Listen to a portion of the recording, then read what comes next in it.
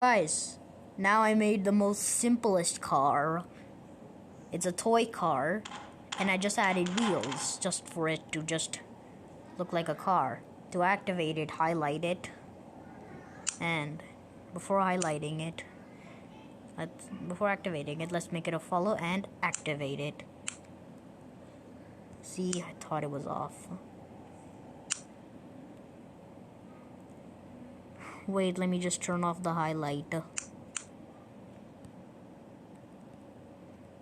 And now,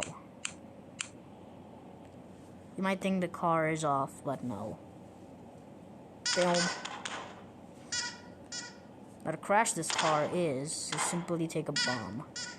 And this is a toy, by the way. Smash it hard for the car to crash. It's at least impossible to make this car crash. Bye now.